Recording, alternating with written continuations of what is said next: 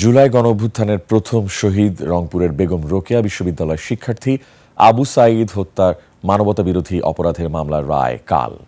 বিচারপতি নজরুল ইসলাম চৌধুরী নেতৃত্বাধীন 3 সদস্যের ট্রাইব্যুনাল 2 এ রায় ঘোষণা করবেন।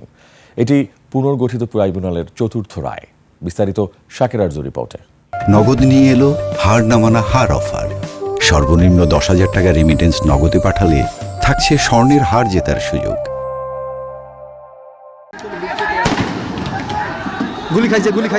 সরকারি চাকরিতে কোটা ব্যবস্থার সংস্কারের দাবিতে 2024 সালের 16 জুলাই আন্দোলনের সময় বেগম রোকেয়া বিশ্ববিদ্যালয়ের সামনে 2 হাত প্রসারিত করে দাঁড়িয়ে থাকা আবু সাঈদকে গুলি করে পুলিশ। আবু সাঈদ বেরুবির ইংরেজি বিভাগের 12তম ব্যাচের শিক্ষার্থী ছিলেন। এই হত্যাকাণ্ডের পর সারা দেশে তীব্র প্রতিক্রিয়া দেখা দেয়। প্রতিবাদে সোচ্চার হয়ে ওঠে সাধারণ শিক্ষার্থী সহ বিভিন্ন শ্রেণী পেশার মানুষ। এরই ধারাবাহিকতায় গণঅভ্যুত্থানের মুখে ওই বছরের 5 আগস্ট আওয়ামী লীগ সরকারের পতন ঘটে। আবু সাঈদ হত্যা মামলার তদন্ত শেষে 30 জনকে আসামি করে দেয়া তদন্ত প্রতিবেদন গত বছরের 30 জুন আমলে নেয় ট্রাইব্যুনাল। এ মামলায় বেরুবির সাবেক প্রক্টর শরীফুল ইসলাম সহ 6 জন কারাগারে আছেন। একই বিশ্ববিদ্যালয়ের সাবেক উপাচার্য হাসিবুর রশিদ সহ 24 জন এখনও পলাতক। তাদের বিরুদ্ধে জারি আছে গ্রেফতারি পরোয়ানা।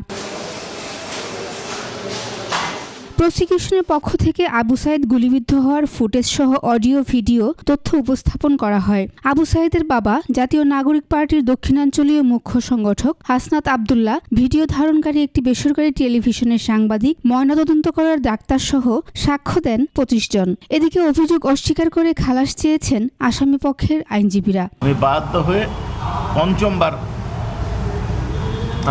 তাদের মতো করে একটা রিপোর্ট দিতে বাধ্য হয়েছিল। সেই ডাক্তার সাহেবকে আমরা সাক্ষী করেছিলাম, যারা বাধ্য করেছিলেন তাদেরকেও আসামি করেছি। দীর্ঘ তদন্ত ও আইনি প্রক্রিয়া শেষে এখন পুরো জাতি জুলাই অভ্যুত্থানের প্রথম শহীদ আবু সাঈদ হত্যা মামলার রায়ের অপেক্ষায়। শাকের আরজু, 21 টেলিভিশন, ঢাকা।